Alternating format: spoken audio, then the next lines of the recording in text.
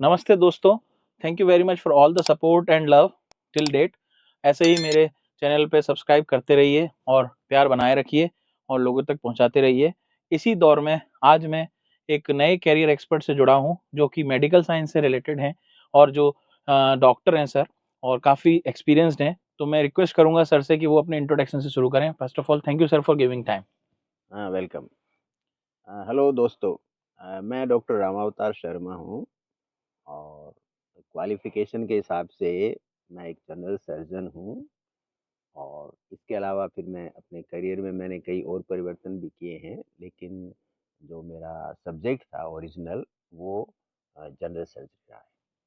Okay. और उसके बाद में आगे जा कर के एक स्टेज के बाद में मैंने कुछ गायनेकोलॉजिस्ट के साथ भी काम किया। और फिर मैंने अपनी लाइफ में थोड़ा नया चेंज लाने के लिए, चूँकि बेसिक एमबीबीएस तो मैं था ही, तो मैंने अपनी लाइफ के अपने अलग एक्सपीरियंसेस गेन करने के लिए फिर मैं बाद में एक फैमिली फिजिशियन की भी मैंने लंबे समय तक भूमिका निभाई है।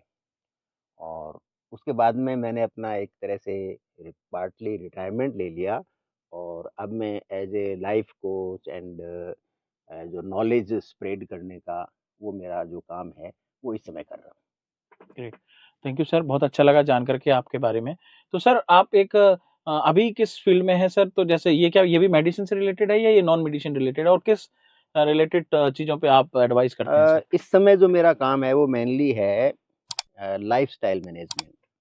देखिए होता क्या है कि हम लोगों ने जो ऐसी बीमारियां जो तुरंत होती हैं उनका तो इलाज बहुत अच्छा हो गया, लेकिन बहुत सारी बीमारियां जो क्रोनिक डिजीज हैं उन पे मेडिकल साइंस ने कोई बड़ी अभी कोई उपलब्धि नहीं कर पाए हैं। जी। तो उसका पता मतलब ऐसा मानना है कि रिसर्च जो होती है उससे कि हमें हमारी जो जीवन शैली है ना वो बदलनी पड़ेगी। तो जो मैंने अपनी लाइफ का नॉलेज जो इकट्ठा किया है वो मैं अब समाज को वापस देना चाहता हूँ। जी। ठीक है ना? अदरवाइज़ तो आदमी जाता है तो उसके साथ उसका नॉलेज गायब हो जाता है। जी।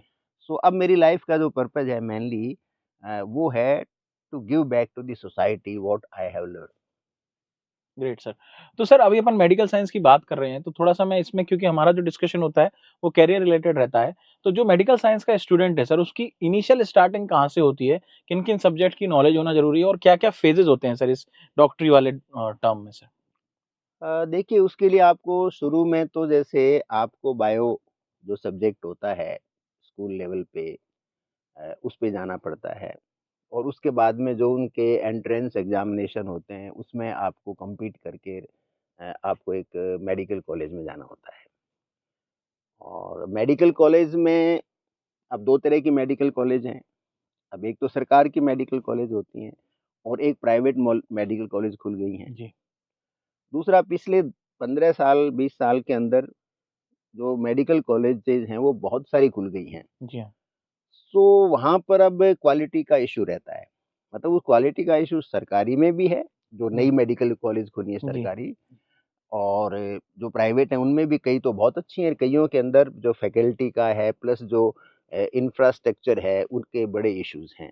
जी। तो उनको कोई भी जो इस क्षेत्र में जो व्यक्ति आना चाहता है उसको इस बारे में पूरा ध्यान देना पड़ेगा कि वो एजुकेशन के लिए कौन-सी कॉलेज है उसको प्रेफ़र करे। जी। ये एक बड़ी इम्पोर्टेंट होगी। ओके।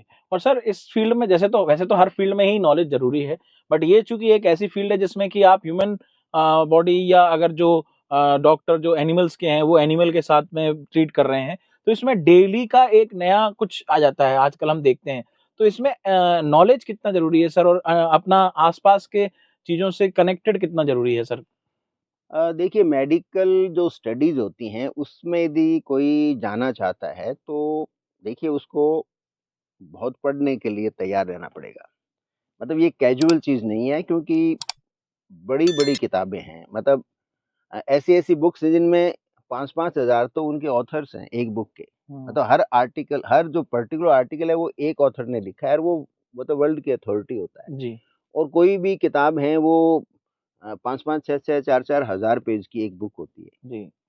किलोज़ के अंदर कित है तो आपको जी। खूब पढ़ना पड़ता है। तो जी। आप यदि उसमें आपका मोटिवेशन नहीं है पढ़ने की, आपकी क्षमता नहीं है, तो फिर इस सब्जेक्ट में आप यदि आप आते हो करियर के रूप में मेडिकल साइंस के अंदर, तो मेरी समझ में फिर आपको सोचना पड़ेगा। जी, तो हार्ड वर्किंग प्रोफ़ेशन है जी, और सारा नॉलेज बेस्ड है, जी, और ये चूँकि इसको मेडिकल प्रैक्टिस कहते हैं। जी, प्रैक्टिस मीन्स ये इवॉल्विंग है, इनका कोई अंत नहीं है। ये ऐसी विज्ञान है कि हमारे जी, जीवन शैली के साथ-साथ प्लस जो बाकी जनरल साइंस जो है वो डेवलप हो रही है, जी, तो उसमें ये सदा इवॉल्व होती रहेगी। जी, तो आपको रेगुलरली इसके अंदर आपको अ, अपग्रेड अपने आप को करना जी, पड़ेगा, और ऐसी टेक्नीक जैसे सर्जरी है, जैसे मेरा फील्ड है, जी, तो जैसे मैं रूरल सर्जन बना शुरू में, जो जी, उसमें एक फीलिंग भी थी और एक ज़रूरत भी थी, जी, और जिस एरिया में मैं रहता था, तो मेरी इच्छा थी कि मैं यहीं काम करूँ। जी, तो जैसे मैंने 15 साल तक सर्जरी करी वहाँ पर। ओके, 15 साल बाद में जैसे मैंने वो जगह छोड़ी मेरे अपने कारण से, प्लस मैं अपनी कुछ व्यक्तिगत कारण थे। जी, तो मुझे पता चला कि इस बीच में 15 साल में जो सर्जरी है वो तो 50 साल आगे चली गई। ओह! तो फिर मुझे सर्जरी छोड़ के फिर जो दूसरा गायनी का वर्क करना पड़ा, जी, जी, गायनेकोलॉजिस्ट के साथ वर्क करना पड़ा। जी, तो मेरा कहने का मतलब ये फास्ट इवॉल्विंग है। जी, टेक्नोलॉजी, अब क्या मेडिकल इंजीनियरिंग एक बड़ा सब्जेक्ट है जी, अपने आप में, और तो उसकी वजह से यदि आप इस फील्ड में आना चाहो, जी, तो आपको पूरी तैयारी के साथ ही आना पड़ेगा, लंबे समय इनको देना पड़ेगा, क्योंकि जी, अपग्रेडेशन बहुत हो रहे हैं, जी, और आप बिल्कुल आउट हो जाते हो यदि आप उस धारा के साथ में नहीं चल रहे हो। तो जी, you have to be very contemporary and the process of learning जी, इज़ अनएंडिंग। ओके। और सर इसमें जैसे आपने बोला सर्जन, तो सर्जन क्या एक ही टाइप का होता है या इसके भी अलग-अलग वर्टिकल होते हैं सर, सर्जन में भी? देखिए, इसमें बेसिक डिग्री तो होती है जनरल सर्जन। ठीक है। जैसे कोई भी डॉक्टर की बेसिक डिग्री है एमबीबीएस। जी, तो एमबीबीएस का मतलब वो व्यक्ति चाहे तो किसी भी फील्ड में जाके वापस उस पे रिवर्ट कर सकता है। ठीक है। एक उसके पास ये काइंड एक ऑफ फिजिशियन हो हाँ, गया वो एक तरह। फिजिशियन हो गया, उसका अधिकार है, वो आ सकता है, उसमें ही ठीक है, क्वालिफाइड है, इज़ ठीक, रजिस्टर्ड फॉर दैट। ठीक है। अब आप फिर जनरल सर्जन इस तरह से जो अपग्रेडेशन होता है उसका, जी, जनरल सर्जन उसका बेस है। जी, अब इसके ऊपर फिर कितनी ही सुपर स्पेशलिटीज़ हैं। ओके। कार्डियोवास्कुलर सर्जन जो हार्ट और उससे अच्छा, रिलेटेड जो सर्जन होते हैं। ओके।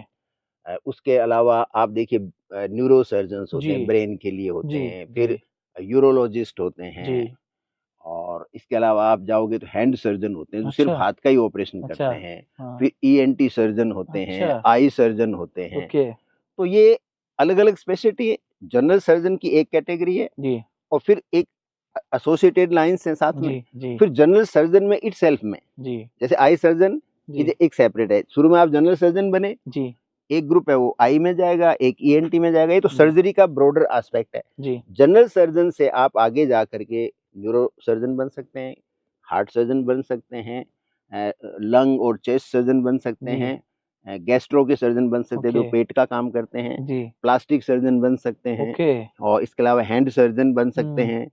एक ऑर्थोपेडिक्स अलग ब्रांच है, वो जनरल सर्जरी से अलग है शुरू जी, से ही, जी, वो एक अलग है। लेकिन अपने जनरल सर्जरी की बात करें तो जी उसकी सर। ये मल्टीपल स्पेशलिटी हैं। हुँ, फिर बच्चों के सर्जन होते हैं, पीडियाट्रिक सर्जन उनको जी, कहते हैं। जी, फिर paediatric neuro surgeon, paediatric cardiovascular surgeon में, जी, हर में मल्टीपल डिसिप्लिन है इसके अंदर। जी, तो scope is vast. Okay. And सबका अलग-अलग फिर स्टडी मटेरियल होता होगा और अलग-अलग प्रोसेस होते होंगे, जैसे एक तरह से ये मास्टर हो गए एक तरह से। हाँ, बेसिकली हाँ, अलग-अलग हर एक में, और उसके बाद में फिर लोग एक स्पेशलाइज़्ड ऑपरेशन के स्पेशलिस्ट बन जाते हैं। जी, जी, मतलब कई लोग होते हैं फिर एक ऑपरेशन के अंदर, जैसे कोई गॉल ब्लैडर करता है, जैसे मान लो जी, सर्जरी, वो जी, गॉल ब्लैडर का सर्जन बनेगा, वो गॉल ब्लैडर ही करता रहता है, ऐसे भी जी, हैं। जी। वो आपकी डिपेंड करता है, आपकी मतलब चॉइसेस आर वाइड। करेक्ट। और सर इसमें जैसे अभी अपन क्योंकि करियर रिलेटेड बात कर रहे हैं तो बच्चों ने कॉलेज में एडमिशन ले लिया गवर्नमेंट में भी प्राइवेट में भी, तो क्या इसमें बच्चे आफ्टर दैट जैसे हम आईटी वगैरह में देखते हैं कंपनीज आती हैं और उसमें सिलेक्शन होता है कंपनी लेके जाती है, तो इसमें भी क्या डॉक्टर्स के जो बड़े-बड़े हॉस्पिटल हैं, चलिए क्लिनिक वाले तो शायद ही जाएँ, बट बड़े-बड़े हॉस्पिटल्स क्या वहाँ से कैंपस प्लेसमेंट भी करते हैं या इनको खुद ही अपना वो ढूँढना पड़ता है सब? अभी कैंपस प्लेसमेंट तो नहीं होता, क्योंकि ये थोड़ा अलग तरह का है, क्योंकि जी, आपने जैसे जनरल सर्जरी करी, जी, तो या तो आप जनरल सर्जन करके कहीं जॉब लगते हो, जी। तो फिर वो रजिस्ट्रार बनते हैं। अच्छा। 2 साल 3 साल के रजिस्ट्रार बनते हैं, जी, और वहाँ से वो प्रोसेस को सीखते हैं। जी, और जो सुपर स्पेशलिस्ट बनते हैं, जैसे न्यूरो सर्जन है, जी, इस तरह से, जी, जी, वो फिर अपने अलग सब्जेक्ट में जाते हैं, फिर वहाँ पर फिर वो रेज़िडेंसी करते हैं, जी, उसमें उनका नॉलेज सीखते हैं, वहाँ पर उस हॉस्पिटल में या फिर कहीं उनका बाद में जो सो अप्लाई जी, करते हैं, जी, तो वहाँ उनको जॉब अपॉर्च्युनिटीज़ मिलती हैं। ओके, कैंपस प्लेसमेंट इसमें नहीं हो सकता, जी, क्योंकि ये तो एक एक्सपीरियंस वाली चीज़ है। मतलब अच्छा, इंजीनियरिंग और मेडिकल साइंस में ये बड़ा फ़र्क है। जी सर, बिल्कुल, बाकी दूसरे, क्योंकि वहाँ तो आपको एक बेसिक क्वालिफ़िकेशन चाहिए, जी, इसमें आपको क्वालिफ़िकेशन के साथ-साथ बड़ा एक्सपीरियंस चाहिए। जी। तो नॉर्मल जो डॉक्टर है जैसे एमबीबीएस करने के बाद में उसको मिल सकती है जॉब? या मतलब कैंपस के थ्रू या उसमें भी एटलीस्ट उसको नहीं, सर्च करना मेडिकल पड़ा? साइंस में कैंपस का नहीं है, सर्च करना ही पड़ता है। ओके, चाहे वो और एमबीबीएस हो, चाहे फिर वो हाँ, एक्सपर्ट हो। कोई भी हो, उसको जी, उसको फिर अपने ही और बदलते रहते हैं। जी, attrition rate in medical industry is very high. Okay, मतलब स्टेबिलिटी अब है नहीं, जी, मल्टीपल कॉर्पोरेट हॉस्पिटल आ गए, जी, प्लस हर आदमी, चूँकि इसमें उसका नाम होता है, हाँ जी, डॉक्टर खुद का, जी। तो वो लोग अपना सेटअप भी बहुत हाँ, मैं उसी पे करने आ रहा था लगे हैं। सर हाँ, बट आपने स्टार्ट कर दिया, अच्छा हाँ। किया। तो मैं उसी पे आ रहा था सर क्योंकि आजकल क्या है लोगों को डे 1 से पैसा कमाने का शौक लगता है। लेकिन क्या है जैसे आपने बोला नाम ज़रूरी है। तो जो नए बच्चे हैं, उनको एटलीस्ट कितना टाइम देना चाहिए ताकि वो अपना नाम बना पाएँ? या फिर क्या कोई डे 1 से भी अपना क्लिनिक स्टार्ट कर सकता है? देखिए, इस फ़ील्ड में, सर्जरी के फ़ील्ड में ख़ासकर अपना काम शुरू करना आसान नहीं है, क्योंकि पहले तो आपके एजुकेशन पे बहुत पैसा लगता है। क्योंकि आप जब 8th-9th क्लास से हो, तभी से आपके परिवार पर उसके एक्सपेंस का बोझ आने लग जाता है। मेडिकल एजुकेशन खुद बहुत महँगा है, 1-1, जी, 2-2 करोड़ का है, जी पोस्ट बिल्कुल। ग्रेजुएशन का फिर हो गया। जी, फिर आज के टाइम में आप कोई भी सर्जिकल सेटअप डालोगे, तो एक तो यंग सर्जन के पास जिनका नाम नहीं है, कोई सर्जरी के लिए आता नहीं है, तो जी, पहले आपको नाम कमाना होता है, एस्टेब्लिश होना पड़ता है। जी, और फिर आप जब इन्वेस्ट करते हो, तो सर्जिकल सेटअप में करोड़ों का इन्वेस्टमेंट है। जी।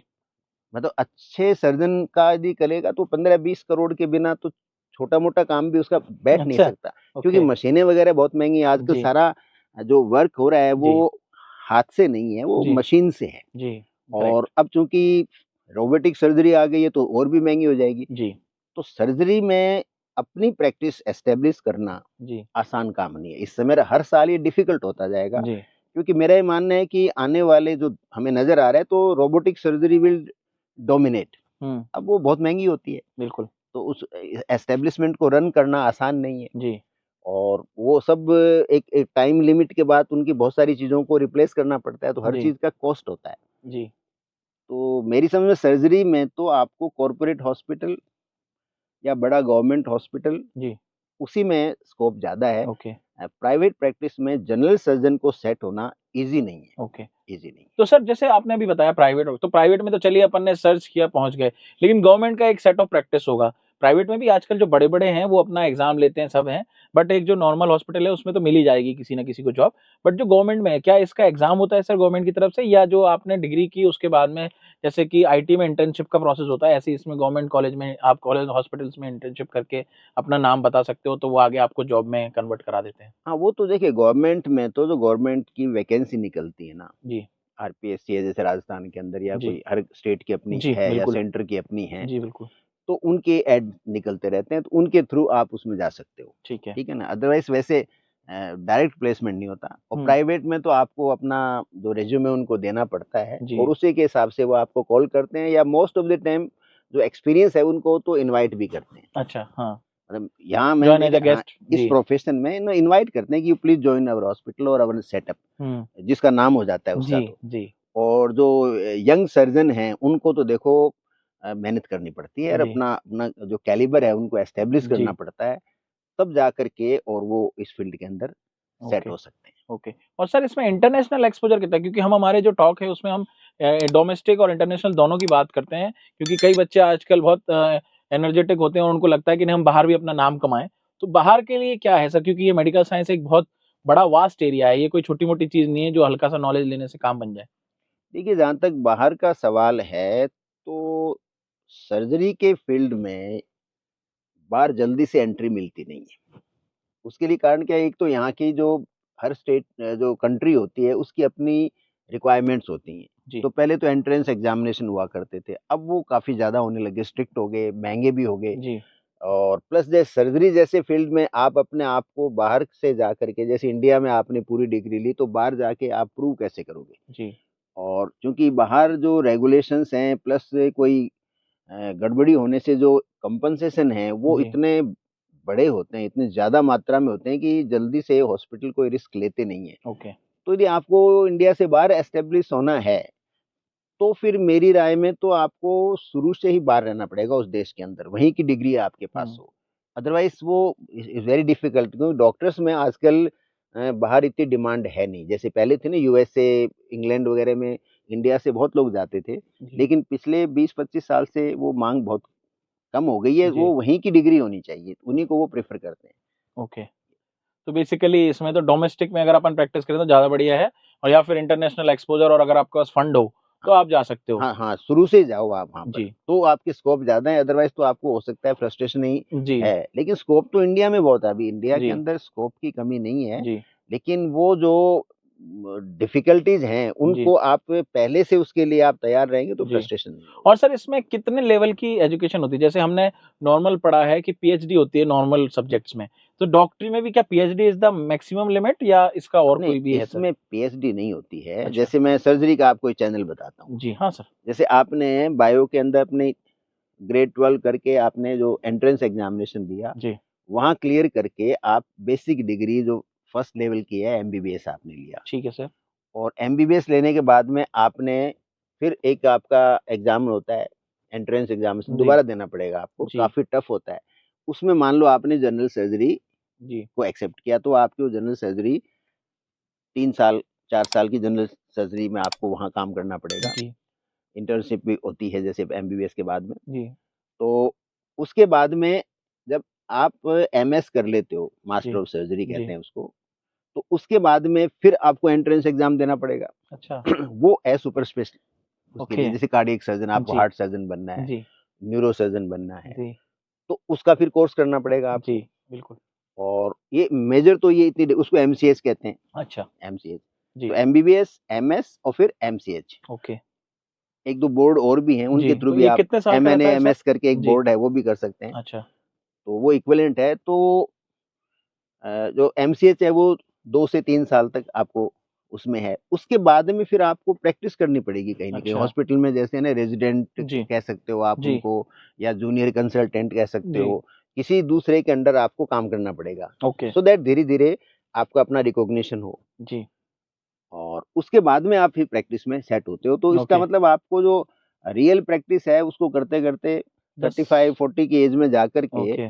आपका रिकॉग्निशन शुरू होता है। और कम से कम ये जो स्टडी फेज़ है जिसमें कि अपन डिग्री तक पहुँच रहे हैं और एक स्पेशलाइज़ेशन में स्टार्ट कर रहे हैं, वो आई थिंक 5 साल की वैसी डिग्री हो गई, हाँ, उसके अलावा जो मास्टर्स है, वो सब मिला के 10 के आस-पास, हाँ 10 से 10 12 हाँ, साल आप मान सकते हैं कि मान ये सकते हैं। सब में हो जाता है। हाँ, पढ़ाई में निकल जाते हैं जी, आपके, और उसके जी, बाद में एस्टेब्लिश होने में 10-12 साल से पहले आप एज़ ए सर्जन एस्टेब्लिश होना, जी, और आज के इस ग्रेट। एनवायरनमेंट में आज के जो जी, कॉम्पिटेंट जी, जो जो आपके सामने दूसरे लोग हैं उनको जी, अ, मतलब आप टक्कर दे सको, उस लेवल का आने में आपको जी, वाइड एक्सपीरियंस। इसके अलावा आपका जैसे आजकल मैंने कहा ना कि नई टेक्नोलॉजी बहुत आ रही है, तो टेक्नोलॉजी को सीखना, जी, उसको अप्लाई करना, तो जी, वो सारा होने के बाद में कोई आप जाके इसके जी। अंदर अपने आप को एस्टेब्लिश मान सकते हो। ओके। और सर जैसा क्योंकि अभी अपन ऑफ कैमरा डिस्कस कर रहे थे तो मुझे पता चला कि आप नॉन मेडिसिन्स भी एडवाइस करते हैं अपने पेशेंट्स को। तो ये जो फ़ील्ड है मेडिसिन और नॉन मेडिसिन का मिक्सचर एमबीबीएस की, क्योंकि हम भी कई डॉक्टर्स देखते हैं जो कि आपको देखने के बाद में उनको लगता है कि नहीं आपको मेडिकल की दवाइयों की ज़रूरत नहीं है, आप नॉर्मल ये फ़ॉलो करिए प्रैक्टिस तो आप उससे सही हो सकते हैं। फिर अगर उनको अगर कोई एक्सटेंसिव केस है तो वो फिर एडवाइस करते हैं कि नहीं आपको मेडिसिन भी लेनी लगी। जैसे फॉर एग्ज़ाम्पल बीपी हो गया, शुगर हो गया या थायराइड हो गया, इन जो कुछ न अगर वो स्टार्टिंग एज में हैं, बाकी अगर उनका एक्सटेंशन हो गया है जहाँ पे या और भी अगर आप एग्ज़ाम्पल दें सर मोस्ट वेलकम। तो इन दोनों में क्या डिफरेंसेस है और वो एक उसी डॉक्टर को दोनों चीज़ें कैसे पता है? क्या ये भी स्टडी का पार्ट होती है सर? नहीं देखिए, बेसिक एमबीबीएस में आपको बॉडी का तो पता होता है। जी, बेसिक सारे डिजीज़ को की आपको स्टडी की होती है। जी, अब यदि आपको लगा कि आपने सर्जरी ली, जी, और आप या तो जैसे मैंने कहा टेक्नोलॉजी से बाहर हो गए, जी, या आपको बाद में पता चला कि अब मेरा तो सर्जरी का टेम्परामेंट नहीं है। देखिए बहुत जगह होता है, आदमी जैसे कई कोई प्रोफ़ेशन लेते हैं, अचानक पता लगता है कि मैं तो कारपेंटर बनूँगा, या मैं तो सिंगर बनूँगा, या मैं जी, तो कोई डिज़ाइनर बनूँगा, लोग जी, छोड़ देते हैं। जी, कोई जी, आईएएस बनते हैं, फिर उनको लगता है कि भई मैं तो अब जी, नहीं है, मैं तो खेती करूँगा। जी, तो ऐसे मेडिकल प्रोफ़ेशन में भी बेसिक डिग्री आपकी एमबीबीएस है। ठीक है। आपको एक स्टेज पे लगता है कि मैं मेरा टेम्परामेंट यहाँ मैच नहीं कर रहा है, या अब मैं इससे थक गया हूँ, तो आपका जो एमबीबीएस डिग्री है वो आपकी सहायता के लिए आती है। ठीक है। तो उसमें यदि आप चूँकि वो तो स्टडी करना है, जी। एमबीबीएस में तो आपको नॉलेज होना चाहिए इसका आपका थ्योरी का, जी, डिजीज़ के बारे में, जी, लाइफ़स्टाइल के बारे में, जी, प्लस आजकल इन्फॉर्मेशन बहुत अवेलेबल है, नॉलेज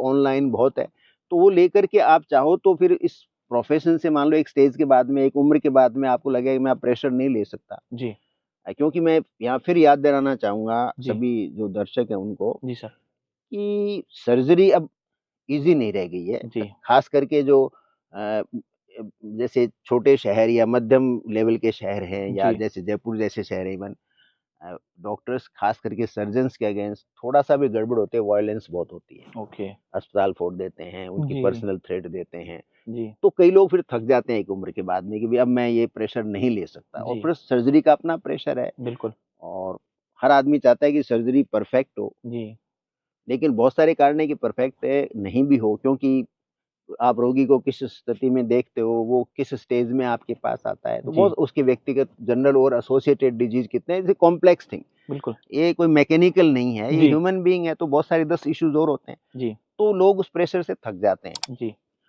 थोड़ा बहुत वो प्रोफ़ेशन में रहना चाहते हैं, तो जी, वो चाहें तो फिर जैसे मैं अब कर रहा हूँ मेरे लाइफ़ जी, के जी, अंदर कि आप लाइफ़स्टाइल मैनेज करो जिसमें आप लोगों की उसके जो जो भोजन शैली है, जी, जो डाइट क्या है उनकी, जी, उनका स्लीपिंग आवर्स क्या हैं, उनका मेंटल स्ट्रेस का लेवल क्या है, उनकी जी, एक्सरसाइज़ और उनकी एक्टिविटीज़ क्या हैं, जी, तो उन पे आप बात कर सकते हो। तो ये तो क्या है बेसिक मेडिसिन है ये, जी, जी, जो इसको प्रिवेंटिव मेडिसिन कहते हैं रेदर करेक्ट, हाँ। कि भई आपको दवा बीमार आप नहीं पड़ो। जी, जैसे बोलते हैं प्रिवेंशन इज़ बेटर देन हाँ, क्योर। क्योर तो इसलिए करेक्ट। आप उस फ़ील्ड में कोई लेकिन ये पर्सनल इंटरेस्ट की बात जी, है। ये कोई जी, जनरल ऑप्शन आपके पास नहीं है। यदि आपके अंदर वो एक भावना है, आपके जी, अंदर वो एक है कि भई मुझे ये इस फ़ील्ड में ऐसे काम करना है, तो ये ऑप्शन आपके पास जी, ख़ास करके एक सर्टेन ऐज के बाद में आता है। ओके, तो इसको एज़ ए करियर हम नहीं मान सकते शुरू में अच्छा, लेकिन एक आप रख सकते हो कि भई कभी लाइफ़ में ज़रूरत पड़ी, जी, तो I can go into this field also. Okay.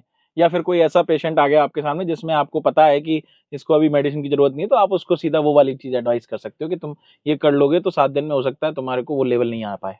हाँ, वो मतलब वो प्रिवेंटिव मेडिसिन है, उसमें जी, आप यूज़ कर सकते हो, जी, प्रिवेंशन है, लाइफ़स्टाइल मैनेजमेंट कहेंगे हम लोग जी, इनको, जी, कि हाउ अपनी लाइफ़स्टाइल को कैसे मैनेज करो, तो ये तो आपका एक एसोसिएटेड है, लेकिन इसको डायरेक्ट हम सर्जरी से तो रिलेट नहीं करेंगे, वो आपका यदि आप सर्जरी में आना चाहते हो, जी, तो इसी में आओ और आपको एक टफ लाइफ़ के लिए अपने आप को तैयार करना पड़ेगा। इट्स जी, नॉट ईज़ी लाइफ़, सर्जन की ज़िंदगी ईज़ी नहीं होती है। जी। करेक्ट। और सर ऐसे हम इसमें थोड़ा बहुत क्या है वैसे तो प्रोफेशनली सबका अपना-अपना तरीका है और जहाँ वो जाएगा उस हिसाब से। तो एक बेसिक सैलरी स्ट्रक्चर क्या लेके चल सकता है एक डॉक्टर? क्योंकि जैसे आपने बोला जब पढ़ाई की तो लाखों करोड़ों रुपए खर्च हो जाते हैं। तो initially to when when he starts a career and to reach to the extent वो एक कितने लेवल तक पहुँच सकता है और किस पोज़ीशन तक पहुँच सकता है सर?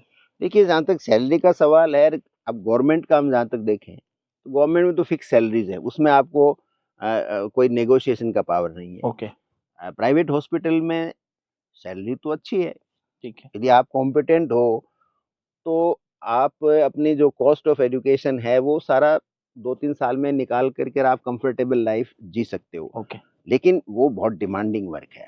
जी, आपको इस चीज़ से डिनाई नहीं करना है कि ये 24 आवर्स की ड्यूटी है ओके, करेक्ट। और ख़ास करके सर्जन की तो और भी टफ है क्योंकि जी, वो जो ऑपरेट करेगा तो ये नहीं कि आपने ऑपरेशन कर दिया, हुँ, पोस्ट ऑपरेटिव भी उस केयर उतनी जी, इम्पोर्टेंट है, जी, प्लस इमरजेंसी उसके पास किसी भी समय आ सकती हैं। जी, तो सर्जन की लाइफ़ है वो टोटली मतलब हॉस्पिटल कंट्रोल्ड है, उसको जी, ये नहीं कि ऑपरेशन करके वो कहीं जी, घूमने चला जी, गया है, छुट्टियाँ जी, मना ऐसे नहीं हो जी, सकता। जी, जी, तो सर्जन की लाइफ़ है वो it's very tough life correct. और ज़्यादातर लोगों को इसका एहसास भी नहीं होता जी, अनफॉर्चुनेटली। जी, तो इसलिए लोग सोचते हैं ठीक है ये तो सब कुछ सही होता है क्योंकि ज़्यादातर हाँ, सर्जरी अब 99% केसेज़ में सर्जरी के रिज़ल्ट पॉज़िटिव हैं। जी, तो एक आधा कोई नेगेटिव आता है तो उसका रिएक्शन बड़ा होता है। जी, तो सर्जन यदि आप बनना चाहते हैं कोई भी लोग, जी, तो उनको 2 चीज़ों के लिए तो तैयार रहना चाहिए। 2-3 चीज़ें हैं जैसे, जी, एक तो डिग्री लेना एक्सपेंसिव है, पैसा लगेगा, ठीक है, आज के टाइम में जो है, जी, इट्स नॉट ईज़ी। दूसरा है कि आपको बड़ा डेडिकेटेड एंड 18-18 घंटे की ड्यूटी के लिए अपने आप को तैयार करना पड़ेगा और वो सालों चलेगा ऐसा। और पूरी लाइफ लॉन्ग जब तक आप सर्जरी करोगे तो आप 24 आवर्स ऑन कॉल रह सकते हो। ओके, आपको किसी भी समय बुलाया जा सकता है, आपके पास ना करने का ऑप्शन नहीं है। ओके।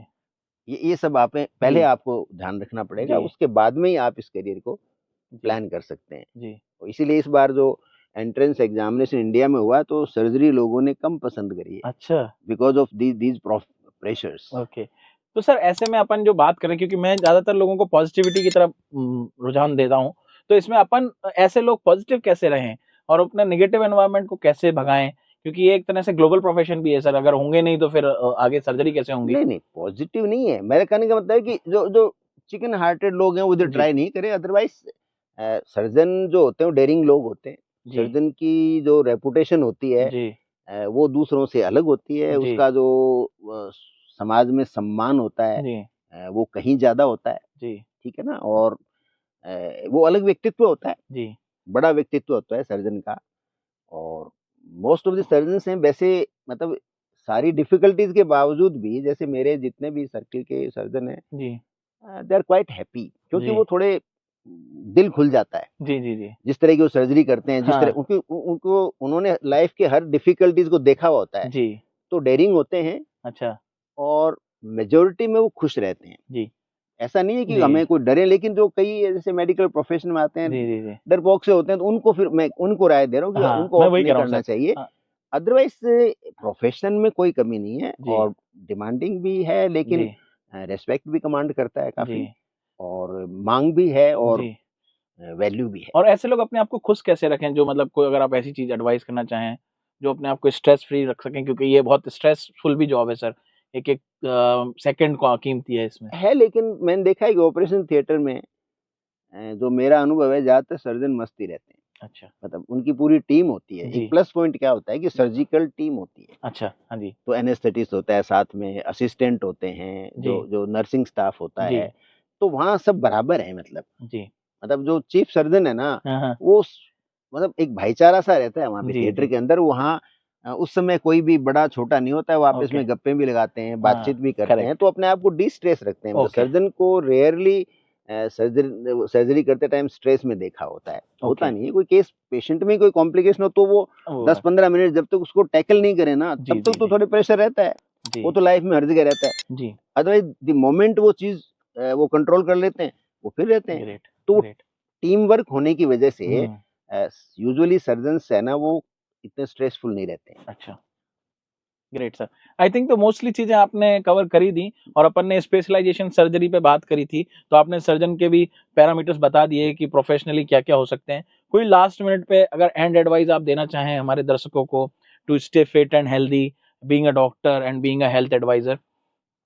देखिए, मेरा तो यही कहना है कि ख़ास करके जो करियर के जो एस्पिरेंट हैं, वो है कि आप अपने जो फ़ील्ड चुनो, उसमें डेडिकेशन लाओ। और चूँकि आप डॉक्टर बनने की यदि सोचते हो, तो सबसे पहले अपने खुद की फ़िटनेस पे ध्यान दो। क्योंकि आप फिट होगे तो भी दूसरों को फिट रख सकते हो। तो ये तो एक तो बड़ा इम्पोर्टेंट है। और तीसरा होता है ग्रोथ ऑफ टेम्परामेंट। जी, you should have very strong and balanced temperament, और जी, लॉजिकल थिंकिंग होनी चाहिए। जी, इरेशनल थिंकिंग है वो नहीं होनी चाहिए, लॉजिकल थिंकिंग हो, और उस पे आप काम करो तो I think it is a good career. Great, और हर करियर में लिमिटेशन होती है, हर करियर की प्लस माइनस होते हैं। As a surgeon I think plus points हैं वो ज़्यादा होते हैं, नाइस। और आपको आनंद आता है एक स्टेज तक।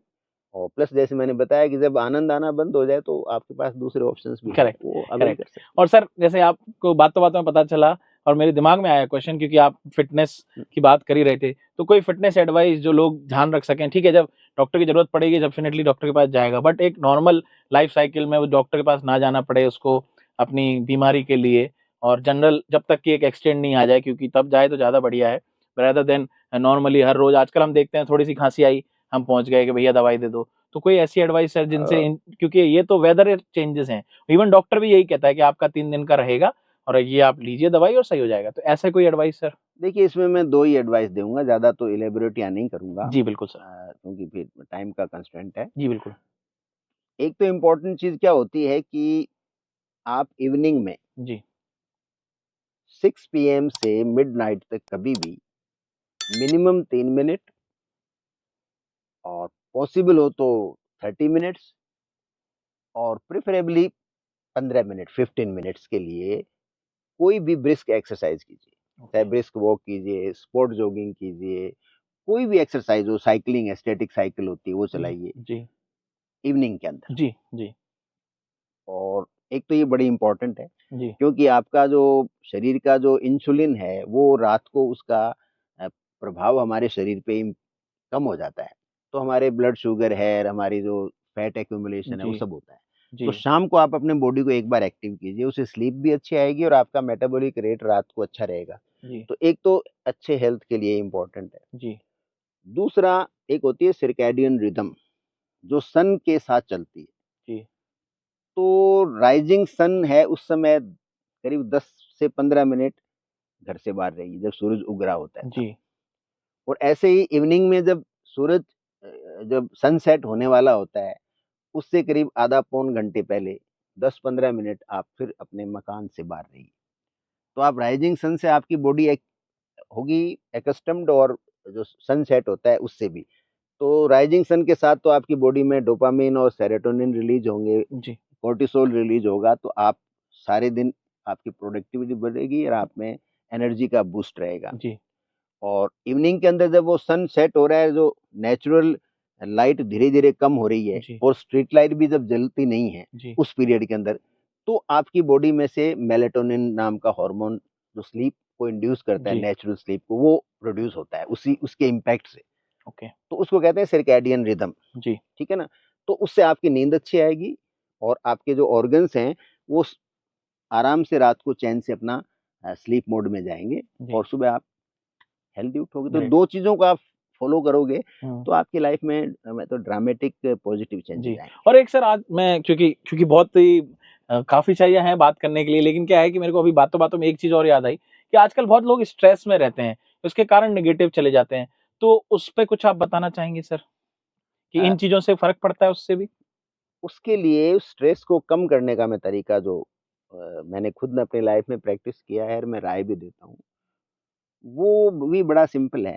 आप 1-1, 2-2 मिनट का मेडिटेशन कीजिए। जी जैसे जब भी आपको टाइम मिले आप सोचो कि 1 मिनट का ही करना है मुझे, आपने आँख बंद करी, बंद करके बस अपने ब्रीथिंग पे आप फ़ोकस करो।